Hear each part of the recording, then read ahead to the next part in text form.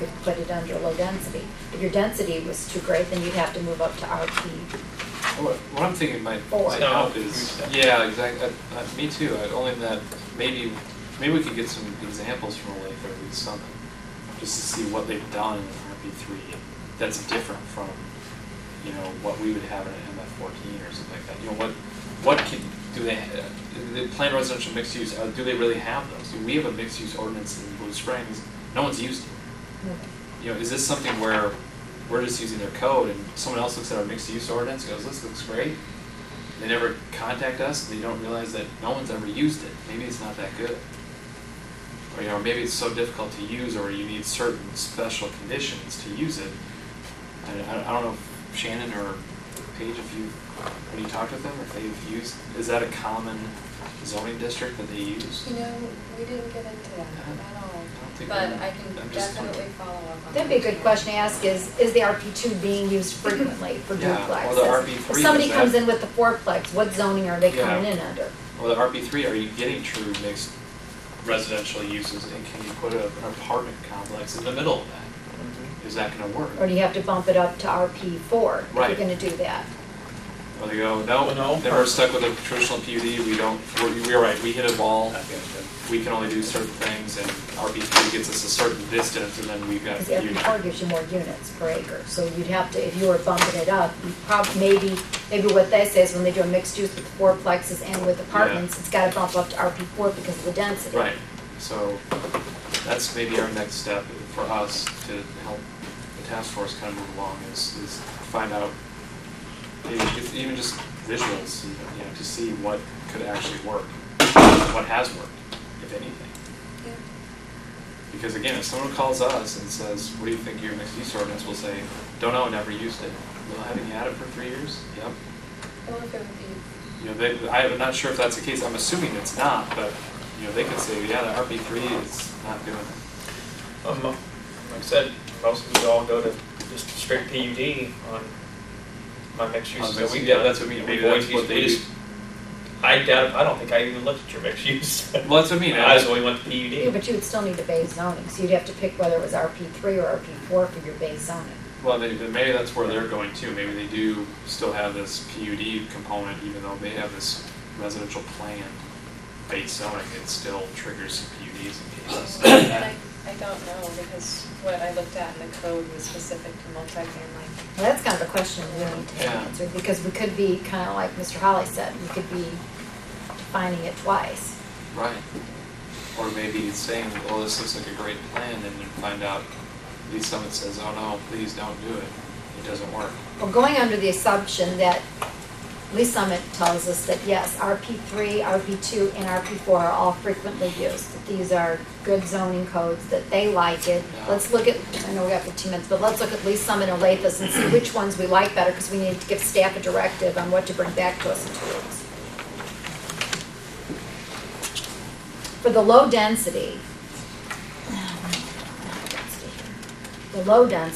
which we're going to find out what kind of, but basically what staff is telling us is for garden apartments and for the kind of development that we currently don't see in Blue Springs.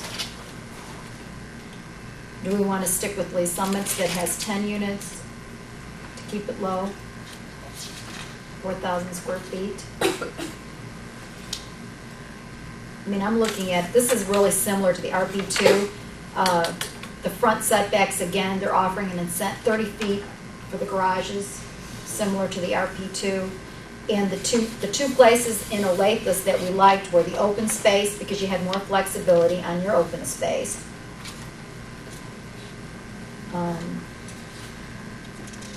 What was the other one that we did for Olathe? We did the open space and the side. Are you talking about on the R2? Yeah, I'm comparing the R2 and the RP3. One of the things that you should notice when you go to the MF14 in the Blue Springs code, Mm-hmm. the open space changes, because at that point then there is a requirement that they provide a certain percent of open space and then a certain percent of private patio or open space. And the other ones don't? Yes, I'm sorry, let me rephrase that. Yeah, they do require the open space, it's just that in the R2 zone, Blue Springs doesn't require open space, whereas the other two do. When we get to the multifamily, then Blue Springs does start to require open space, and it's pretty consistent with Lee Summit and with Olathe, unless Lee Summit does more than 10% of the total. These together, these two. It's But still isn't that 40 something and you- it's split. You can do on the design standards? Pardon? Isn't that something that we can hit on design standards? Well, except for that open space standard is one of the Well, requirements. yeah, I mean, not the open space, I'm talking about the private patio balcony. We Oh, private as open space in Blue Springs, but Blue that's, Springs. that's counted as open space. Oh, it's counted as open space? Right, it's Blue not, Springs. not quoted an amenity that's like a part of the design standards, but But not in Lee Summit, and as far as I know, not in Olathe. Really? so Blue Springs is already maybe a step ahead. Really? I guess I like kind of similar reasoning that we had for the RP2. I like the front setbacks because of the garage happened to be farther back. The open space with Olathe because you had more flexibility with the Yeah. active versus passive. And actually, for the low-density multifamily, if this was used for fourplexes or for garden apartments, you would be, again, I don't know if that argument would still hold, Mr. Holly, where you would be encouraging the zero lot line so that if something was purchased as an investment, that it would all be developed fair and equally. Is that right? So do you think that would be a good idea to incorporate for low-density multifamily as a safeguard? The way Olathe lays it out? Yeah, I like the idea of zero lot line when it's necessary, and I also like the idea that if you're gonna use zero lot line, then you have to increase your other side. Right.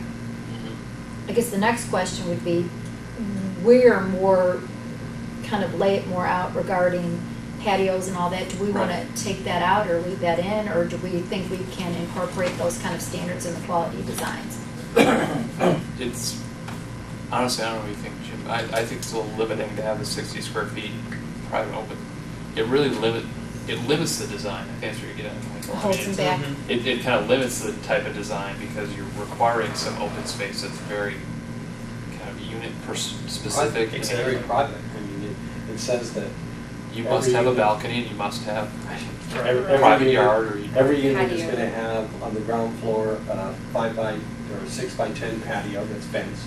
Uh-huh, And yeah. that's what you end up with. More of a cookie cutter Yeah. effect as You're opposed gonna- to a yeah. creative Yeah. type It of. doesn't I- allow for any- I think taking it out Architects is- has some creativity. Yeah, well, I agree with that. Taking So- it out is entirely legitimate at this day and age. That's, I mean, you can see MF14 how kind of antiquated it's becoming. It's, you know, these large setbacks, small fourplexes. Right. Just some, I'm not sure what design that was, if that was 25 years ago, so that was a common design with little, you know, backyard patios for your grill.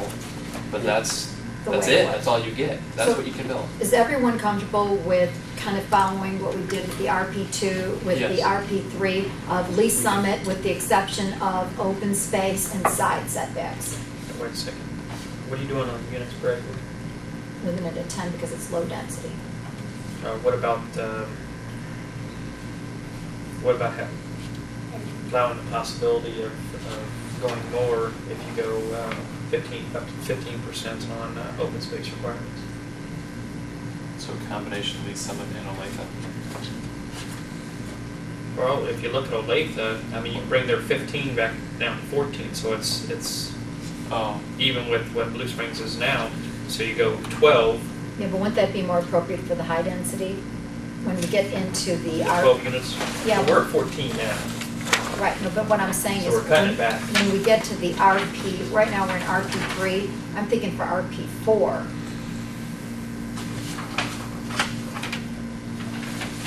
Getting the number higher, because this is RP3, this is gonna be more for your garden apartments and for low-density multifamily. Because 14 units would be medium density. When you I see say, what you're saying. you know, so I'm thinking, we can talk about that when we get to the medium and the high, but for low density, you're actually putting the number we now use for medium to high with the low. Am I right? But in fact, that's what we did with the charts. we left originally for this low density part of it, both Blue Springs and Lee Summit Lane out of here because only Olathe had this stringent of a breakdown in between two-family, low, medium, and high. So, and instead of leaving it blank, we went ahead and just repeated it, as you can see on the RP3. It's the exact same thing in Blue Springs and Lee Summit. The only thing that changes on the next page is the Olathe. So. And couldn't we achieve what you're trying to get, Michael, by doing what we did with the RP2? If we say 4,000 square feet per unit may be reduced to 3,000? Yeah, well, I agree with that, So you could kind of achieve what you're trying to do like we did with the RP2, because if they have different sized units, then as long as they keep it at the 10, they can have some smaller and some larger and have a little more No, diversity. I see what you're doing. You think? With that, I didn't realize on the medium. I see what you're saying. Yes, absolutely. Okay, so what we're gonna go ahead and recommend staff move forward with is everything following Lee Summit with the lot size, a blending of the two, kind of like we did with the RP2, of 4,000 square feet per unit, but it may be reduced to 3,000. And then following Lee Summit's recommendations on everything except the side yard, which will be Olathe. Is that 4,000 per unit? Yes. Yeah, per unit. Low 4,000 density, square this is feet. the low density. And then you're still. That's a huge unit. But our 4,000 current square feet. one No, is only no, no, it's 3,000. lot size. It's Lot Oh, the lot size. Yes. Yeah. Yes. I was saw the unit there. I kept like- doing the same, I I kept couldn't- that's Good right. God. That was ridiculous. Well, we're still reducing it to 3,000, which is our current standard. You're Yeah. saying maybe reduced to 3,000, which takes it back down to what we currently permit.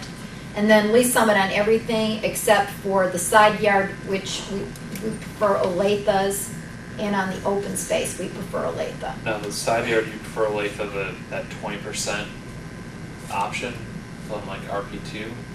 Because here, they're more prescriptive. Yeah, if you're going to promote clustering, and with what we're doing on side setbacks, front setbacks, rear setbacks on rear entry, how's that going to calculate out to 4,000 square feet per building for fourplex? One for lot size. Well, when you did the 4,000, It's 4,000 square feet. I'm not sure I understand your question, Mike. Go ahead and say it again. The lot size, Uh-huh, so you got your lot size, just 4,000 square feet per unit. right? Mhm. And if you do the math, that will come out to 10 Calculate units fine. per acre. Yeah, no, that, So yeah. when you say on the lot size that you're doing 4,000 square feet per unit, and you say, but it may be reduced to 3,000 square feet, what you're saying that is in that zoning district, you're going to allow 10 to 14 units per acre, which our MF 14 allows right now, because you don't have to do 14 units per acre, you can do 10 units per acre in the MF 14. Right. You haven't changed anything. Right. But you have changed the height requirements. We currently don't have a units per floor, and you've changed the front setback, side setback, and the open space requirements. So those things have changed. But density-wise, you in essence have left it open for the same density and low density as we have in your. Well, and the reason for the side yard to have it, I think you asked the question, Mr. Allen, is because we're trying to encourage all of the property to have the same zero lot line. And so it would encourage people to, if they're gonna live there, to have the one they're gonna sell. Well, I'm sorry, but that kind of went back to the R2 zone where it Right. actually specifically says RP2 may be reduced to 0 feet, but. This one doesn't. RP3 No, doesn't this one have- doesn't do that, so it doesn't give you that Well, option. well then, Lee Summits would actually give you more flexibility. Because it's less laid out.